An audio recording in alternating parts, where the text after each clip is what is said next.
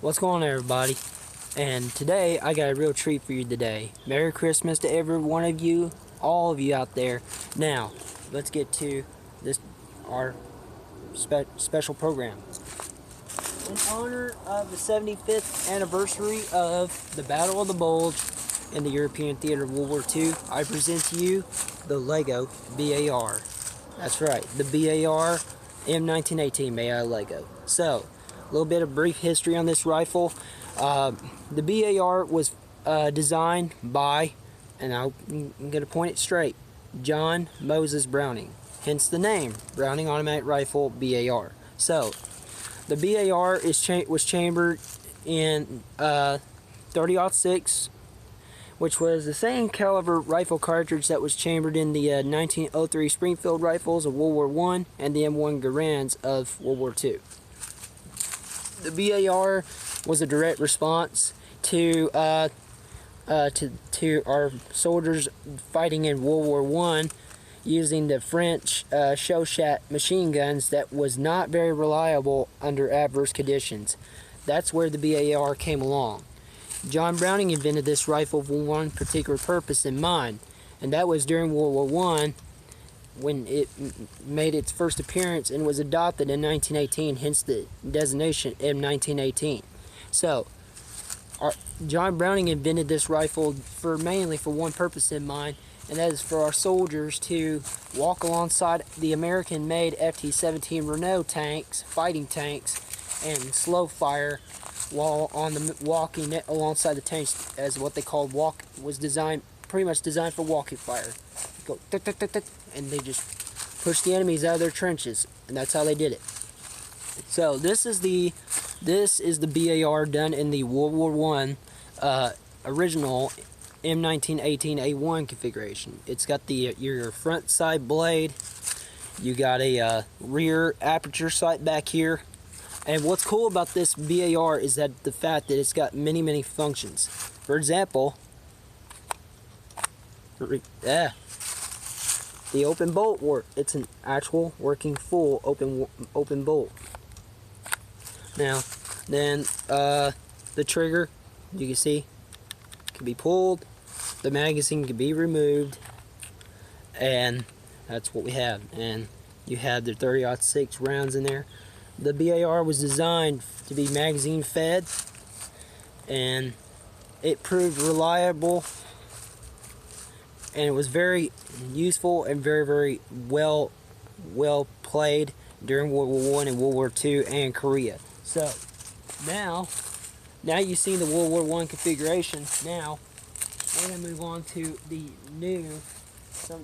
changes that were done to the B.A.R. by World War II. That is the front side post here. The front side post was added here to the rifle.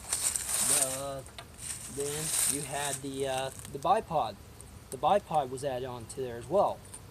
So it had the bipod, and what you did was the soldiers would basically, we'll just set it down right here real quick so I can give you a full demonstration.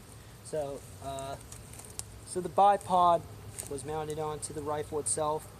There was quite a bit of many different changes to the B.A.R. when it came to between World Wars I and II. Like the fact that you got a front side post over the front side blade. That was one of the big changes. Then you had the rear after sight switched off and switched out, and it was switched out with a U-notch rear sight, as I was going to demonstrate here.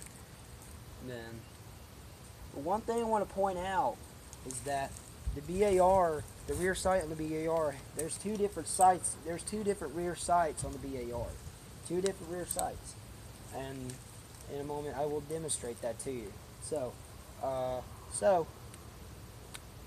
get that put on. This here added, and then let's add this one. Okay, now we got that. Now we attach our shoulder fire recoil butt pad to here the back of the stock. So let's just fit that on real quick. Should be able to fit inside 3 or inside those hole cavities in the back of the stock. Okay, now there's the recoil butt pad that they added, and this was one of the other add-ons to the rifle with the M1918 A2 B.A.R. and not to mention your carry handle. Soldiers would be able to carry the rifle when not loaded and be able to pull and carry it with one hand and carry it from the carry handle. So now this is the World War II configuration. You can see now the bipod work. I'm going to point it out to you, and this is something you're going to really love. This is something you're really going to find really interesting about this Lego B.A.R. Yes, you have it. It's sitting on a bipod. It's actually sitting on a bipod. Boy, isn't that gorgeous? Isn't that amazing? Look at that. Can you believe that? It took me a long time to figure out how to get that bipod system to really work. I've done so many modifications to make it right. So now that's the bipod. You've seen what that looks like. Now I said to you that there's 2 different rear sights on the B.A.R. And then there was the adjusted World War II M1918 A2 rear sight and front sight. As you can see, the sights were changed, as you see here. And then, but there's also another feature on the rear sight. This is the long range sight. Soldiers, when they were issued these B.A.R.s, they would flip this rear long range sight up, and they would use this for long range shooting to take out targets at a much further distance. So now that you've seen that, now we're going to close it down. We're going to detach. We're going to close the bipod off, and now we'll just take that. Then we take our little rest, our bipod rest, and put it back on here, and slide it, rotate it around, and close it to the top. Now, here's another excellent feature to this Lego creation of the Lego B.A.R. is the fact that it can take a bayonet. What you're going to do is you're going to take this little socket here, attach the end of to the rifle, and then take that off.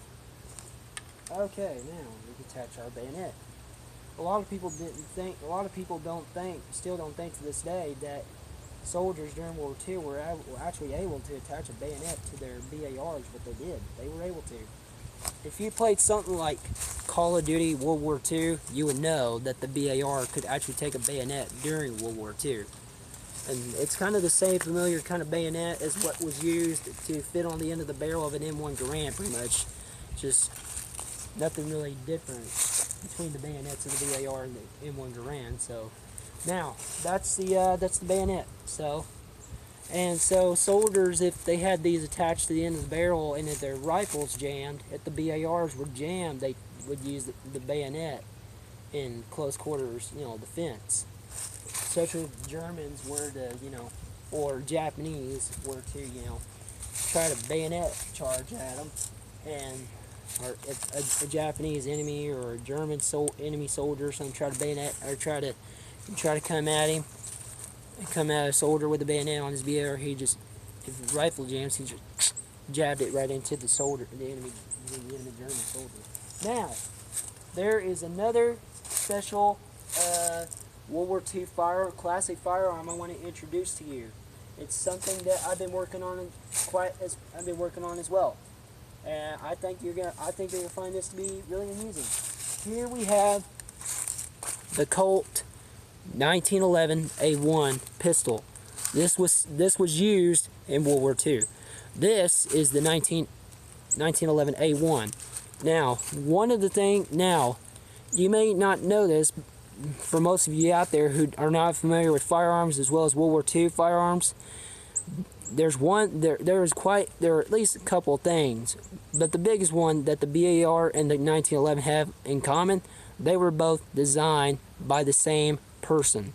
It was designed, both the 1911 and the B.A.R. were designed by John Moses Browning. and this came along first, hence the designation 1911. 1911 was adopted by our military in 1911, and then to make that clear. Now, another thing to make clear is that in World War I, the original 1911s had a really short beaver tail, and it also had a really long trigger. The trigger was actually a little bit longer, so your soldiers would have to pull the trigger from all the way from back here toward the front, the guard. And then that was one of the changes that they made in 1924 with the 1911A1, is they made a much different longer beaver tail to allow soldiers to not get the hammer bite as what the soldiers would get. The thing is, in World War I, the 1911 was mainly used by mainly just military officers, and it was those guys that reported the hammer bite, because the hammer would this beaver tail was so short, and if they didn't grip it right, that hammer would just bite into the skin on their hand, around the webbing between their thumb and the index finger. So that's one of the other changes. So what's cool about this is, this 1911's got a really cool trigger system, which I've never ever done before. It's got a metal spring inside of it to help give it tension to push the trigger back when I pull it. And what's cool about it is, this trigger can be pulled. It can actually be pulled. Check this out. Yep. Then the magazine can be removed, like so, and try to replicate the actual 45 ACP ammunition. And then you rack the slide. Slide can be racked back. When I could pull the trigger, and you could just work it just like a 1911. You can pull the trigger, then release the hammer slowly, and then you just. Now, that's that. Now that we talked about the history of these firearms and how much they really helped us win these conflicts, World War I, World War II, Korea. But the thing is, some people out there still don't understand that the 1911 served a lot longer. It had a more longer active military service than the B.A.R. B.A.R. only served from about 1918 all the way up to about 1961, 1962. But the 1911 stayed in service for 75 years. Make that clear. 75 years. From 1911 all the way up till 1986, when it was replaced by the Beretta M9 pistol. Now, let's shoot these firearms. Let's take some targets out. Now, I'm going to start with the 1911. Just to get that all done. Alright. Here we go. We're going hot now.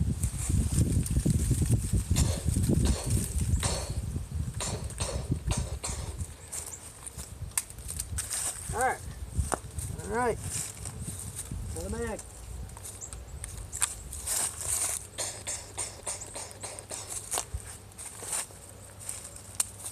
Alright, another mag.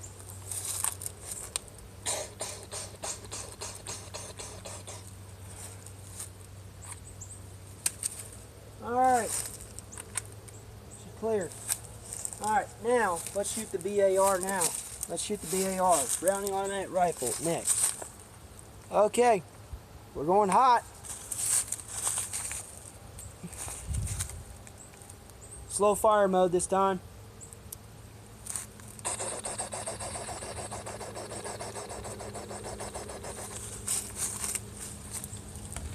Another mag.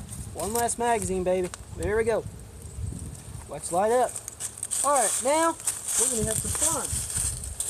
How about some walkie fire, huh?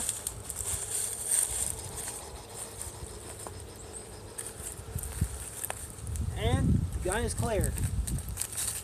Alright, that's it.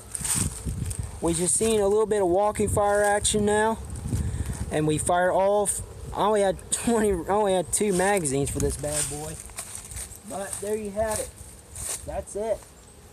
That's all I can get for you today. And we pretty much covered everything. One thing I forgot to point out.